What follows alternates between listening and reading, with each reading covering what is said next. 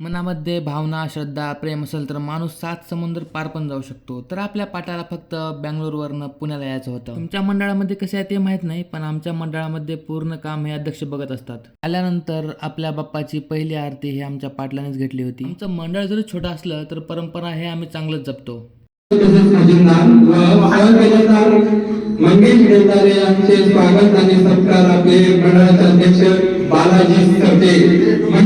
आमच्या मंडळाचे सहखजिनदार आणि मनाने प्रेमळ आमचे सहकारी मित्र मंगेश यांचा सत्कार करण्यासाठी आम्ही मंडळाचे अध्यक्ष यांना बोलवलं होतं. मेन म्हणजे अँकरिंग हे आमच्या पाटलाच्या हातामध्येच होती आणि हे वर्ष म्हणजे आमच्या रूममध्ये बाप्पाच्या आगमनाचा 5वा वर्ष.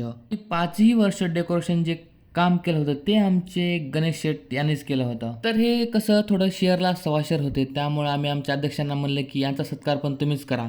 आणि गणेश शेठबद्दल एक गोष्ट म्हणजे मोठ्या मोठ्या अडचणीवर कसं मात करायचं हे त्यांच्याकडून मी खूप चांगल्या पद्धतीने शिकलं आहे. तर याच्या पुढे ज्याचा सत्कार होणार आहे ते तुम्हाला चांगलंच माहीत आहे आणि जे करणार आहेत त्यांची ओळख मी तुम्हाला मागच्या व्हिडिओमध्ये करून दिली आहे. माझ्याबद्दल काही सांगायची गरज नाही आहे, तुम्हाला जवळपास सगळंच हे तुम्हाला माहीत आहे.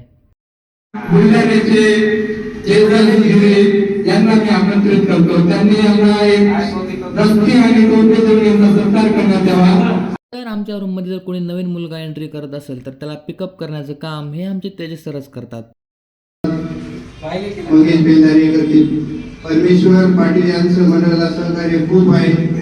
तर अँकरिंगचा कारभार हे आमचे परममित्र बालाजी तसेच भावी आमदार यांच्या हातामध्ये आला होता. वरती लहान पण कीर्ती महान आणि आमचे सर्वांचे लाडके पाटील यांचा सत्कार आमचे मंडळाचे सहखजिनदार यांनीच केला. तर व्हिडिओ खूप मोठा होत आहे. आपण बाकीचे जे उरलेले आहेत आमचे कार्यकर्ते यांचं सत्कार आपण उद्या बघू.